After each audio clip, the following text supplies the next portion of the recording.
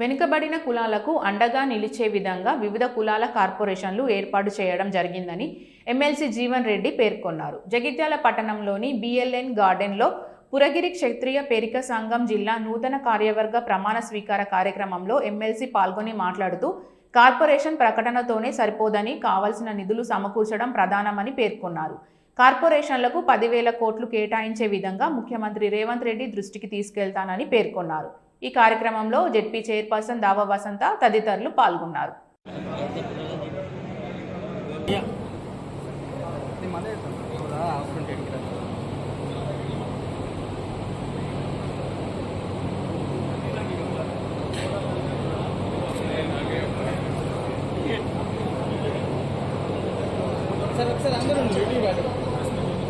శ్రీ కోట మల్లికార్జున సత్కరించాల్సిందిగా కోరుతున్నాం. పెరికదాత్రి మాసపత్రిక సంపాదకులు వాళ్ళు తెలియాల జనాలకు తెలియాల వీళ్ళని కాబట్టి ఇక్కడ ఉండొద్దు, కిందికి అని అందరినీ స్టేజ్ పైకి తెలంగాణ రాష్ట్ర పేరిక పురగిరి క్షత్రియ కుల సంఘానికి అనుబంధమైన జగిత్యాల జిల్లా మీ పదవులు సంఘానికి మీ పదవులను జరుగుతుంది.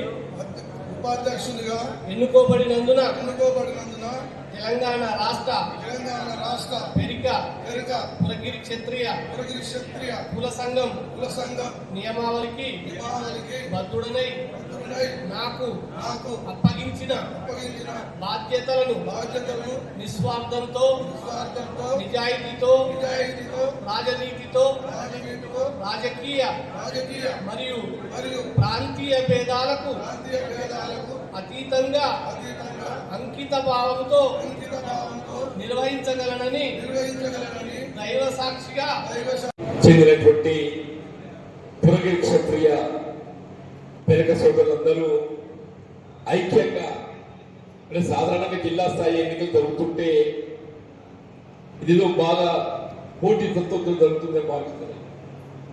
మా జగిత్యాల జిల్లాకు సంబంధించి మాత్రం అందరూ ఐక్యంగా ఏ విధమైనటువంటి పోటీ తత్వం లేకుండా అందరు కలిసి ఉండే విధంగా ఏదైతుందో ఏకగ్రీవంగా దీన్ని ఎన్నుకున్నందుకు మా సోదరులందరినీ పెరిగా సోదరులందరినీ హృదయపూర్వకంగా అభినందిస్తున్నాను చెప్పండి. సభాధ్యక్షుడిగా ఎంపిక కాబట్టినటువంటి బొడ్డు బుచ్చన్న,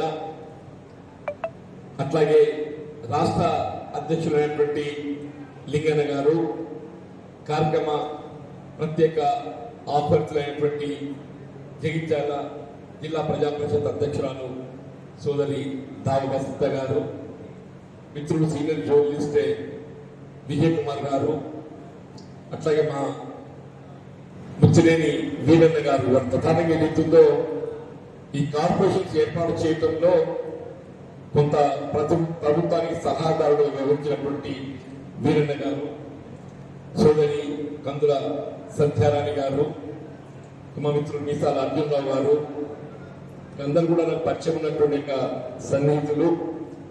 ఇక్కడ జగిత్యాలకు సంబంధించి ఈ పురగిరి క్షత్రియ పేరిక సంఘ గౌరవ అధ్యక్షులైనటువంటి గంగాధర్ గారు, మాజీ Sriram Sagar project distributary committee అధ్యక్షులైనటువంటి లక్ష్మణ్ గారు, మా మాజీ జిల్లా అధ్యక్షులైనటువంటి బాల ముకుందన్ గారు, వేదికలు అలంకరించినటువంటి వివిధ హోదాల్లో ఉన్న పేరిక సోదరులు, జిల్లా నలుమూల నుండి తరలి వచ్చినటువంటి మిత్రులకు అందరికీ హృదయపూర్వకంగా నమస్కారం చెప్తూ, అసలు మిత్రులు వీళ్ళ పేరిక కులం యొక్క ఐక్యత, భవిష్యత్తులో మనకు రావాల్సిన హక్కుల సాధన గురించి విజయ్ కుమార్ గారు చాలా చక్కగా పేర్కొనని చెప్పండి.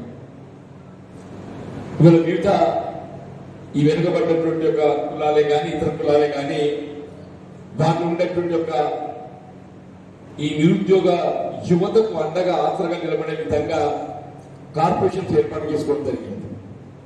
కార్పొరేషన్స్ ఏర్పాటు చేసుకోవడం వరకు సంతోషం పాల్గొన్న అందరూ కూడా సంతోషంగా పాలాభిషేకాలు చేస్తున్నారు. భయమవుతుంది అంటే ఎందుకంటే కేవలం కార్పొరేషన్ ప్రకటనతోనే సరిపోదు, కార్పొరేషన్ ప్రకటనతో పాటు కావాల్సిన నిధులు సమకూర్చడం ప్రధానంగా చెప్పంటున్నా. ఆ నిధులు ఎంతో సమకూర్చబడడం జరిగేదో అది మళ్ళీ ఒక సంవత్సర కాలం ఉపయోగపడతారే ఎక్కువ సంవత్సరం అయితే సందేహాన్ని ఏమంటారు, ఏమైనా అమ్మా ఏమైందా కార్పొరేషన్ చైర్మన్ చెప్పి పాలాభిషేకం చేస్తారని చెప్పండి. వసంత కూడా తను కూడా మొదలు పెట్టేస్తారు. ఇక కాబట్టి ఏదైతుందో ఈ కార్పొరేషన్ ఏర్పాటు చేయడం సంతోషం. నేను గౌరవ ముఖ్యమంత్రి గారి దృష్టికి తప్పకుండా తీసుకెళ్తానని చెప్పంటున్నాను. నేను ప్రతి కార్పొరేషన్ కూడా కావాల్సిన నిధుల సమకూర్పు ప్రధాన కనీసం ఒక 10,000 కోట్లైనా బలహీన వర్గాలకు సంబంధించినటువంటి గతంలో ఉన్నటువంటి ఒక ఫెడరేషన్స్ కార్పొరేషన్స్ కానివ్వండి, నూతనంగా రూపొందింపబడ్డ కార్పొరేషన్స్ కానివ్వండి, దాదాపు 30 వరకు ఉంటాయని చెప్పంటున్నాను. అన్నింటి కలిపి జనాభా ప్రాతిపదికన జనాభా కొంత మేరకు పరిగణలోకి తీసుకుంటూ కనీసం ఒక 10,000 కోట్లైనా మనం కేటాయింపు చేయగలిగినట్లయితే బలహీన వర్గాల్లో ఉండేటువంటి నిరుద్యోగ యువతకు అండగా నిలిచే విధంగా, వారికి ఒక ఆసరా కల్పించే విధంగా, ఇలా ప్రభుత్వ పరంగా కల్పించేటువంటి ఉద్యోగ అవకాశాలు కల్పించడంతో పాటుగా స్వయం ఉపాధి కూడా ప్రధానమైందని చెప్పంటున్నారు. ఇప్పుడు అందరికీ ప్రభుత్వ పరంగా ఉద్యోగ అవకాశాలు కల్పించడం సాధ్యమైపోయింది కాదు. స్వయం ఉపాధి కావాల్సిన నిధుల సమకూర్పు ప్రధానం కాబట్టి దానికి సంబంధించి కూడా నేను గౌరవ ముఖ్యమంత్రి గారి దృష్టికి తీసుకెళ్తానని చెప్పని నేను మనవి చేస్తూ, ముఖ్యంగా పెరిక కులం అంటే నాకైతే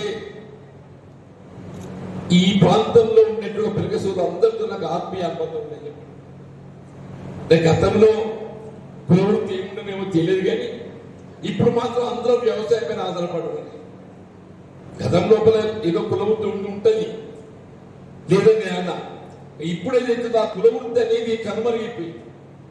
మా పెరిగ సోదరులు అందరూ కూడా ఏదైతుందో వ్యవసాయం పైన ఆధారపడి వారి యొక్క జీవన విధానాన్ని ముందుకు తీసుకుపోతారు. ఏ విధంగా అంటే రైతు సోదరులు వీళ్ళ మేము మా మున్నూరుగా ఆడబిడ్డలే కానివ్వండి చెప్పంటున్నా, బూరె కాపే కానీ బూరెడి కాపే కానీ పెరికే కానీ ప్రధానంగా ఈ 4 కులాలు ఏదైతుందో గ్రామీణ ప్రాంతంలో మరి కులవృత్తి అంటే వ్యవసాయం అని చెప్పి భావించడం తప్పదని చెప్పంటున్నా. కులవృత్తుల గీతా కార్మికులే కానీ, గంగపుత్రులే కానీ, ముద్రాజులే కానీ, రజకులే కానీ, నాయబ్రహ్మలే కానీ, శాతవాహనులే కానీ అందరూ కులవృత్తి. మన కులవృత్తి ఏంటి? వ్యవసాయం మన కులవృత్తి అని చెప్పంటారు. ఆ వ్యవసాయం సంబంధించిన ప్రోత్సాహం కల్పించే బాధ్యత వీళ్ళ కేంద్ర రాష్ట్ర ప్రభుత్వం. వ్యవసాయానికి ఏం కావాలి? పెట్టుబడి రాయితీ కావాలి, పెట్టుబడి సౌకర్యాలు కావాలి, సాగు కావాల్సిన సౌకర్యాలు కల్పింపజేయబడాలి. మళ్ళీ పంటలు పండిన తర్వాత ఏదైతుందో కనీస మద్దతు ధర కల్పింప చేయడం ప్రభుత్వ బాధ్యత.